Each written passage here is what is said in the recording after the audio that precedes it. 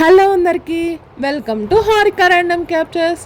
ఈరోజు అయితే నేను పుట్టానీ లడ్డుని చూపించబోతున్నాను. దీనికైతే ఫస్ట్ 2 cups ఆఫ్ పుట్నాల పప్పు అండి, తర్వాత 1.5 cup బెల్లము, కొంచెం ఎండు కొబ్బర, శనగగింజలు, dry fruits, sunflower seeds, pumpkin seeds, watermelon seeds, cashew nut, walnuts, బాదం ఇవన్నీ అయితే తీసేసుకున్నాను అనమాట. తర్వాత ఒక పెనం పెట్టేసి దాంట్లో కొద్దిగా గీ యాడ్ చేసేసుకొని ఈ పుట్నాల పప్పును అయితే యాడ్ చేసేసి కొంచెం రెడ్డిష్ అయ్యేంత వరకు ఫ్రై చేసేసుకుంటున్నానండి.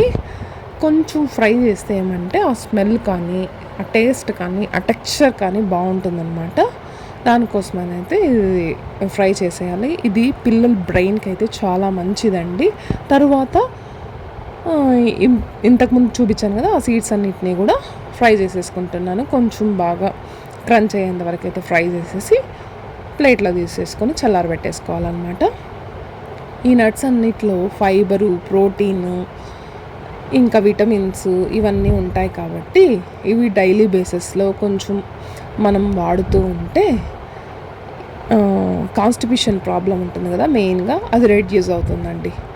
తర్వాత అయితే ఈ ఎండు కొబ్బరిని యాడ్ చేసేసి ఇది క్రంచీ అయ్యేంత వరకు అయితే వేపేసుకోవాలి. చూసారా, కొంచెం రెడ్డిష్ కలర్లో వచ్చేసింది కదా. ఇప్పుడు దీన్ని చల్లారనివ్వాలి. తర్వాత అయితే ఒక 4 ఇలాచీ తీసేసుకొని బాగా దంచేసుకున్నాను. దాన్ని ఇలా మిక్సీ జార్లోకి యాడ్ చేసేసి దాంతోపాటు ఈ పుట్నాల పప్పును అయితే యాడ్ చేసేసి మెత్తగా అయితే గ్రైండ్ చేసేసుకున్నాను. అలా పౌడర్ అయిపోతుంది అనమాట. తర్వాత ఎండు కొబ్బరి చూపించాను కదా, దాన్ని పౌడర్ పట్టేసుకున్నాను. తర్వాత ఈ నట్స్ అన్నిటిని కూడా పౌడర్ పట్టేసాను నేనైతే. కావాలంటే అలాగా కూడా వేసుకోవచ్చు. తర్వాత అయితే శనగగింజలు చూపించాను, అది అట్లాగే చేసేసి వేసేసాను అనమాట. ఇప్పుడు దీని అంతటిని కూడా బాగా మిక్స్ చేసుకోవాలి. దాంట్లో ఏమన్నా ఉండలుగా ఉంటుందన్నమాట. ఈ పుట్నాల పప్పు అనేది కొంచెం ఉంట కడుతుంది. సో కాబట్టి ఆ ఉండలు ఏమీ లేకుండా బాగా మిక్స్ చేసేస్తున్నాను అనమాట. తర్వాత ఇంతకుముందు చూపించాను కదా బెల్లము, ఆ బెల్లంలో అయితే ఒక 1/2 glass to 1 glass వాటర్ పోసేసుకొని కొంచెం బాగా బాయిలింగ్ చేసుకోవాలి. అంతే, పాకం ఏం రావాల్సిన అవసరం లేదనమాట.